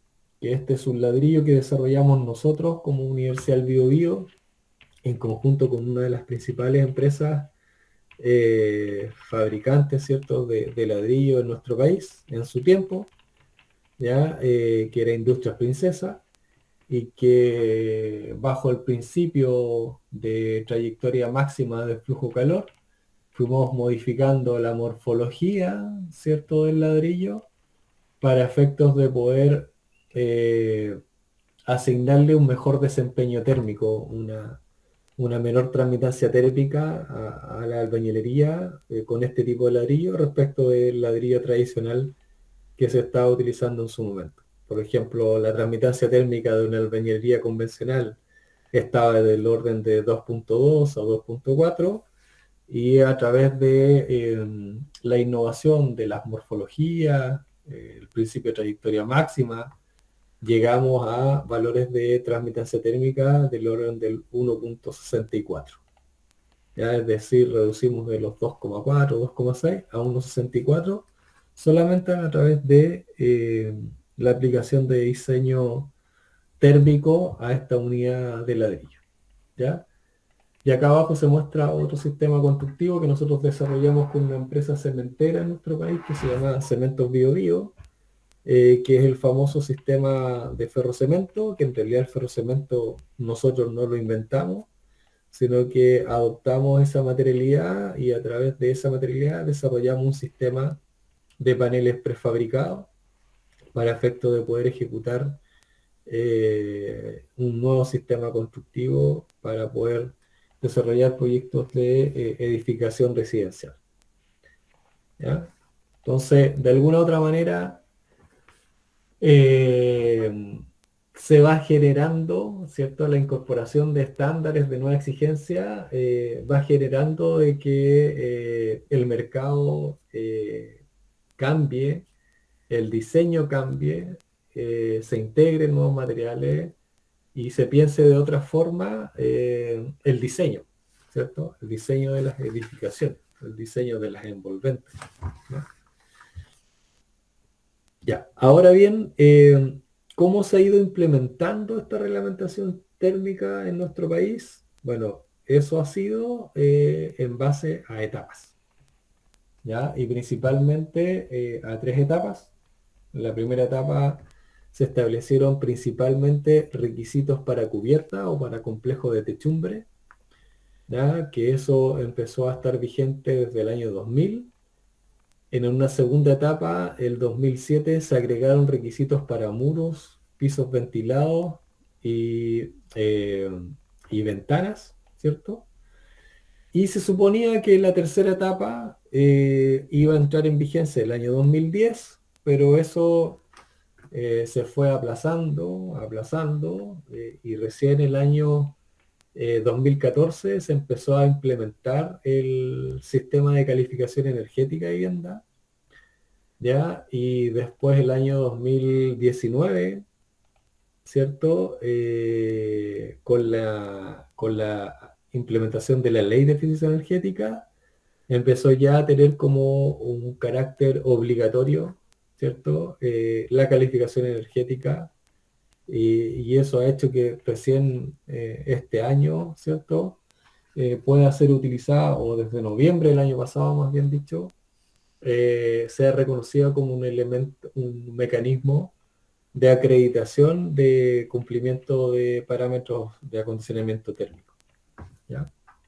Esas han sido como las 3 etapas. Ahora, Independientemente de estas etapas, en la próxima clase yo les voy a mostrar cómo se han ido incorporando otros estándares a través de otros instrumentos y cómo estas exigencias que vamos a ver en esta clase fueron migrando, ¿cierto? En términos de hacer más exigentes los estándares y también cómo se han ido incorporando otras dimensiones asociadas a la exigencia. Bueno, uno de los primeros pasos que dio nuestro país para poder establecer una reglamentación térmica fue definir una zonificación térmica. ¿Ya? En Chile hoy en día nosotros manejamos dos tipos de zonificaciones, una zonificación que es la climática, que tiene 9 zonas térmicas, y una zonificación térmica que en principio tenía 7 zonas térmicas, pero que el día de hoy, con la actualización de la ordenanza, tenemos 9 zonas térmicas. Debemos tener presente de que cuando hablamos de zonificación térmica, el principal parámetro que se considera para poder establecer esa zonificación es la variable temperatura, principalmente exterior.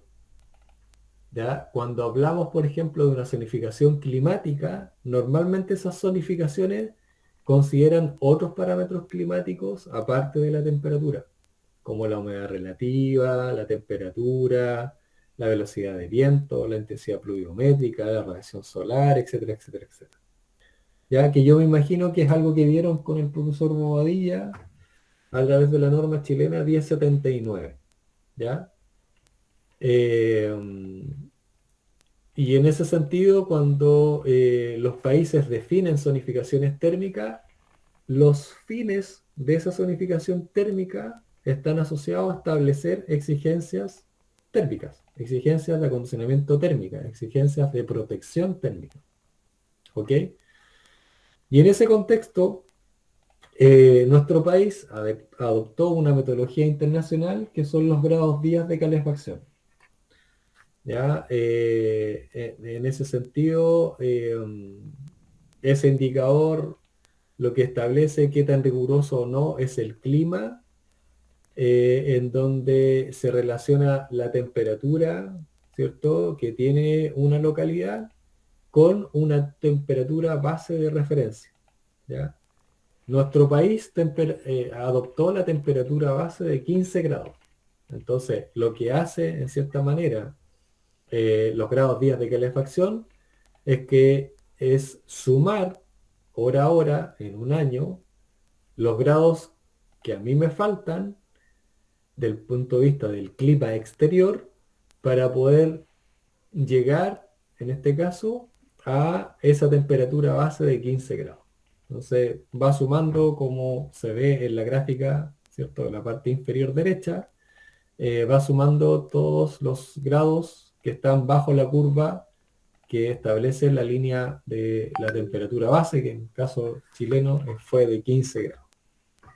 ¿Ya? Entonces, en función a eso, se fueron estableciendo cuántos grados días existían en Chile en función a las distintas localidades y los distintos climas que nosotros tenemos. Y llegamos a que finalmente nuestro país se subdividió en 7 zonas térmicas, ¿ya?, en función a estas escalones, ¿cierto?, o rango de grados días que se muestran acá en la tabla. Ya cada una de estas zonas térmicas se representan por una localidad representativa, zona 1 Arica, donde está emplazada la Universidad del Biobío, que es Concepción. Somos la zona térmica 4, ¿ya? Y tenemos zonas que son más extremas desde el punto de vista de la temperatura y de los grados día de calefacción, que más hacia el extremo sur, que estamos hablando desde el orden de la latitud 54, 56, por ahí, ¿cierto?, que es Punta Arenas. ¿Ya? Nuestro país, bueno, ustedes saben, es extenso, ¿cierto?, y angosto, se mueve más o menos de la latitud 16, 17 hasta la 54, 56. Entonces, también nuestro país tiene una diversidad climática bien amplia, lo que hace en cierta manera de que el diseño se tenga que pensar también atendiendo esa diversidad climática. ¿Ya? Entonces, por eso se establece esta zonificación térmica. Ahora, esta zonificación térmica, con la actualización de la reglamentación térmica que se hizo el año pasado, pasó de 7 a 9 zonas térmicas. ¿Ya? Eso lo voy a mostrar con más detalle en la próxima clase respecto de lo que ha sido esa modificación de la reglamentación térmica en nuestro país. ¿Ya? Ahora bien, la zonificación térmica responde no solamente de cómo nos movemos en la longitudinal, ¿cierto?, de nuestro país, es decir, de la latitud 16, 17 o 15, 17 hasta las 54, 56, sino que también cómo se moviliza, ¿cierto?, desde la perspectiva, desde la costa hacia la cordillera. ¿Ya? Y eso va a estar gatillado principalmente por la altitud. ¿Ya? Entonces, muchas veces sucede que en una misma región podemos encontrarnos con más de una zona térmica porque el nivel de altitud hace que el nivel de severidad climática sea mayor. ¿Ya? Y ese grados días de calefacción siempre van a ser más altos en la medida que nos acercamos más hacia la cordillera o tenemos mayor nivel de altitud.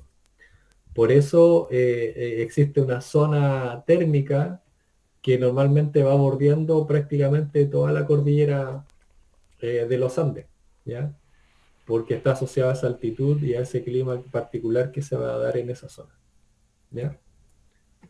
Bueno, y eso se puede relacionar un poco con lo que ustedes tienen también en términos de altitud y climas más fríos, en algunos casos más secos, en otros casos húmedos también, ¿ya? Que también es el caso nuestro, en algunas zonas de nuestro país. Entonces, la reglamentación térmica finalmente se traduce en estas exigencias que están definidas para los complejos de techumbre, muros perimetrales y pisos ventilados, ¿cierto? Que se definen a través de lo que es la transmitancia térmica y la resistencia térmica. ¿Ustedes saben cuál es la diferencia o a ver, primera pregunta, ¿qué es lo que es la transmitancia térmica? De acuerdo a lo que ya han visto en las clases anteriores. ¿Qué es lo que es la transmitancia térmica? No sé si alguien me puede responder esa pregunta.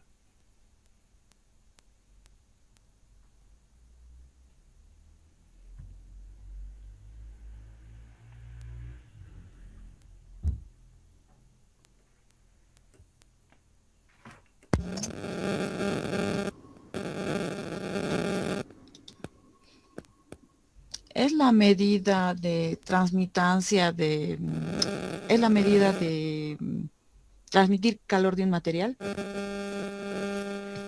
Ya, sí. Va bien encaminado, pero tenemos que diferenciar dos indicadores que están vinculados a la transmisión de calor. Uno es la conductividad térmica, que es el famoso lambda, que esa se vincula principalmente a los materiales, la cantidad de energía que pasa por un material cuando se genera un diferencial térmico, ¿cierto? Y en el caso de los elementos constructivos o soluciones constructivas como un complejo de techumbre, un complejo de muro, un complejo de piso ventilado, ¿ya? O un complejo de piso, se habla de transmitancia térmica, ¿ya? Que si nosotros vemos la unidad de medida que aparece acá en esta tablita, dice watt metros cuadrados Kelvin. ¿Ya? Entonces, si uno hace la lectura de esa unidad de medida, dice, este indicador lo que me está reflejando es la cantidad de energía que pasa por metro cuadrado de elemento constructivo cuando se genera un diferencial térmico de 1 grado Kelvin entre el interior y el exterior del elemento constructivo. ¿Me permite? ¿Ya? Buenas Sí, noches. correcto. Es el flujo de calor a través de un material constructivo. Correcto. Ya, la transmitancia térmica, ojo, porque es el flujo de calor por metro cuadrado de elemento constructivo. Y el otro parámetro que tenemos nosotros es la conductividad térmica de los materiales, que es una propiedad intrínseca de los materiales, que va a depender de la densidad, de la humedad de los materiales, etc. Pero donde la conductividad térmica se refiere al flujo calor que pasa por ese material solamente. ¿Ok? Cuando hablamos de transmitancia térmica, hablamos de un conjunto de materiales que configuran un elemento constructivo o una solución constructiva. ¿Ya? La conductividad térmica es por espesor de material y la transmitancia térmica es por metro cuadrado de elemento constructivo. ¿Ok? Ya. Y la resistencia térmica de un elemento constructivo es el inverso de la resistencia de la transmitancia térmica. Entonces indica la resistencia térmica finalmente es la capacidad que tiene un elemento constructivo de oponerse al flujo del calor. ¿Ok? Eso es como conceptualmente una cosa respecto de la otra. ¿Ya? Lo que es transmitancia respecto de lo que es resistencia térmica. ¿Ya? Entonces, en realidad, como la transmitancia térmica, si ustedes se dan cuenta, tenemos zonas que están definidas de la 1 a la 7, y si vemos los valores de transmitancia térmica del complejo de techumbre, de muro y piso, en general van en valor decreciente, de acuerdo a la zona. Las zonas que son más críticas o severas desde el punto de vista de los grados 10 de calefacción para nosotros, es por ejemplo la zona 7. Y si ustedes comparan la zona 1 con la 7, van viendo que la transmitancia térmica que se exige para la zona 1 es 0,84 para el complejo techumbre, y en el caso de la zona 7 es 0,25. Es decir, en la zona 7 se deja perder menos energía a través de los elementos constructivos de techumbre que en la zona, en este caso, en la zona térmica 1. ¿Ya? Y eso es más crítico todavía si vemos la columna de transmitancia térmica asociada al complejo de muros. En la zona térmica admiten hasta 4 metro cuadrado Kelvin, en cambio en la zona 7, 0,6 solamente. ¿Ya? Es decir, el 0,6 significa que yo tengo un mayor nivel de protección térmica, un mayor nivel de aislamiento térmico. ¿Ya? Porque dejo pasar menos energía por metro cuadrado de elemento constructivo.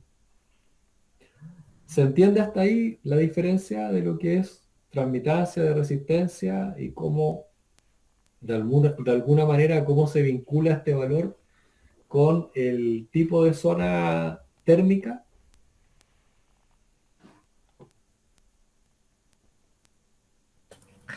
Profesor, una pregunta. De acuerdo a lo que usted nos ha indicado en este momento, si le he comprendido bien, por favor me aclara, estaríamos hablando de que la zona 7 es más fría que la zona 1. Exacto. Perfecto. Sí. Gracias. Sí, correcto. Ya, esos son los valores que tenemos. Ahora, la misma normativa, como la normativa establece una exigencia, y esa exigencia de alguna manera se tiene que acreditar, ¿cierto? Y ese proceso de acreditación va a ser a través de un cálculo, a través de un ensayo, ¿cierto? Yo tengo que tener claramente definido qué es lo que se entiende por complejo de techumbre, qué es lo que se entiende por complejo de muro, qué es lo que se entiende por complejo de piso ventilado, que son los elementos que tienen exigencia de acondicionamiento térmico o de transmitancia térmica máxima o resistencia térmica mínima. ¿Ya? Entonces, la misma normativa, para que no existan dudas para calcular o para ensayar, establece una definición de qué es lo que entiende por complejo de techumbre, y en ese sentido establece que el complejo de techumbre va desde el revestimiento de cielo, no sé si le llaman de la misma forma en Bolivia, del revestimiento revestimiento interior que tiene el complejo de techumbre, hasta el revestimiento de cubierta. O sea, todos los elementos que son parte de este sándwich, desde el revestimiento de cielo hasta el revestimiento de cubierta, forman parte de ese complejo ya de techumbre. ¿Ya? Eso lo define la normativa. Y a partir de eso, lo que trata de hacer la normativa es evitar que se produzcan puentes térmicos. Cuando yo hablo de un puente térmico, ¿qué entienden ustedes por puente térmico? No sé si alguien me puede responder eso.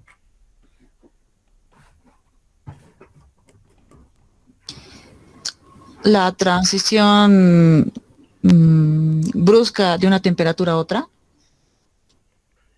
Sí, en el fondo tiene que ver con eso. Yo tengo zonas de un elemento constructivo que tienen mayor protección térmica que otras. ¿Ya? Entonces, en alguna parte yo voy a tener una mayor pérdida de calor que en otra. ¿Ya? Eso, del punto de vista de la eficiencia energética, significa que si yo tengo zonas que voy a tener puentes térmicos, yo voy a tener una mayor pérdida de energía. Pero si lo analizamos de la perspectiva higrotérmica, las zonas de puentes térmicos, en esa parte vamos a tener una menor temperatura, y al tener una menor temperatura en el elemento constructivo, en esa zona va a ser más probable que se produzca la condensación. ¿Ok? Entonces, de alguna manera, tratamos de evitar que se produzcan puentes térmicos. Ya algunas normativas hablan internacionales de que el puente térmico se define cuando hay una diferencia entre una zona y otra zona de un mismo elemento constructivo en una relación de 2, en una relación de 1,5 respecto de la protección térmica de una zona a otra zona. No hablo de zona térmica, sino que hablo de zona de puente térmico y zona que no tiene puente térmico dentro de una solución constructiva. ¿Ya? Por ejemplo, acá gráficamente en la imagen que tiene la X, ¿ya? Se muestra un puente térmico, ¿ya? Que es como una subestructura que es la que va a recibir el revestimiento como de cielo o de terminación interior que va a tener la estructura de techumbre. ¿Ya? Esa zona, ¿cierto? Al no tener una aislación térmica continua, hace de que esta parte de madera, porque aquí se esquematiza una solución de madera, ¿cierto? Esa parte de madera tenga menor protección térmica y aquí yo tenga mayor pérdida de energía y por tanto en esa zona acá abajito voy a tener una temperatura menor y al tener una temperatura menor va a ser más probable que tenga problemas de condensación. ¿Ya? No sé si alguien de ustedes está en alguna zona donde sea recurrente los problemas de condensación. No sé si alguien está en alguna de las zonas que se producen problemas de condensación en las edificaciones residenciales.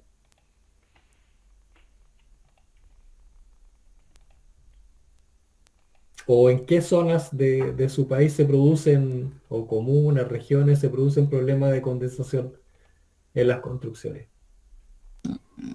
Más en las áreas amazónicas y, bueno, cerca a Brasil, ¿no?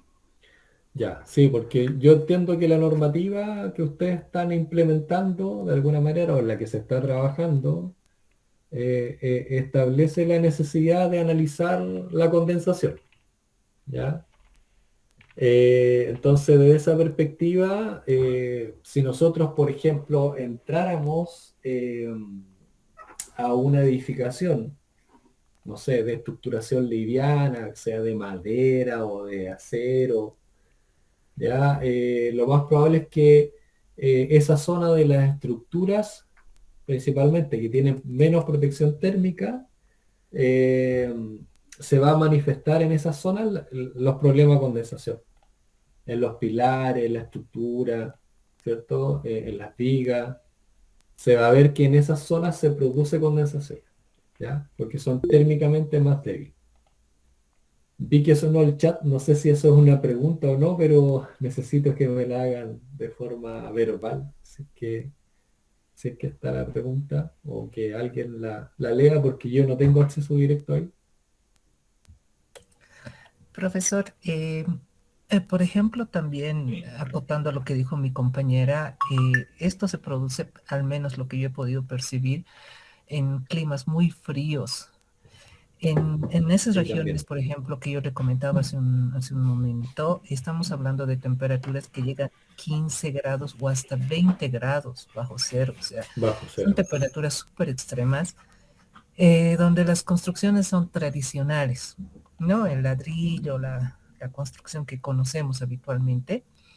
Pero cuando hay meses, por ejemplo, que en estas regiones prácticamente desde abril, mediados de abril hasta septiembre, no podemos hacer ningún tipo de vaciado. Es imposible, Imposible, justamente ya. por Por el el tema agua. que exacto, porque se congela Congelamiento. increíblemente.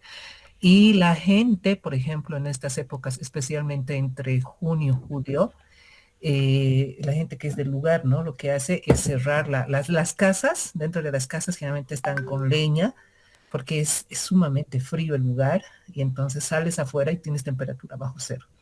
Entonces Ya. nosotros nos hemos visto paralizados meses por este tema y era increíble como en minutos se congelaba el agua, teníamos 12, 15 centímetros de espesor de congelamiento, y es lo que usted justamente nos Ajá. explicaba. Sí, claro. No, sí, sí, sí. Acá igual tenemos algunas zonas extremas, como para el lado de la zona térmica 7, que se dan temperaturas ahí también bien, bien bajas. Y bueno, zonas de la cordillera igual, po, de toda la cordillera a lo largo del país, que también tenemos temperaturas bajo cero, o en realidad oscilaciones térmicas entre el día y la noche muy, muy altas, ¿ya? Que hace que también el clima o las soluciones constructivas que se necesitan ahí tengan una mejor respuesta a esa oscilación térmica, ya tengan una mayor protección térmica o tengan una mayor inercia térmica, dependiendo, porque a veces se da también que coincide zonas que tienen climas muy fríos pero a la vez muy calurosos, ¿ok? Entonces también ahí uno tiene que ir manejando el tipo de solución constructiva que va a utilizar, ya para poder hacer ese proceso de amortiguación térmica que se llama, ¿ya? Entonces, acá lo que se muestra en esta diapositiva en particular es que la normativa de alguna manera trata de incitar, ya, a que la aislación térmica no se interrumpa y sea lo más continua posible, ¿ya? Porque si interrumpimos la aislación térmica, se van a generar puentes térmicos y zonas frías que van a ser propensas, ¿cierto?, a condensarse o a perder menos energía. Perdón, a perder más energía, ¿ya? Entonces, otro elemento que se habla como consideración técnica es que la aislación térmica en los complejos de techumbre no sea cortada a la altura de los muros, es decir, que no quede corta la aislación, como se ve acá en la imagen que tiene la X, ya que a veces existen algunos instaladores, ¿cierto? Maestros que en cierta forma recortan la aislación térmica y la dejan prácticamente casi hasta el borde de la cara interior del muro, ¿ya?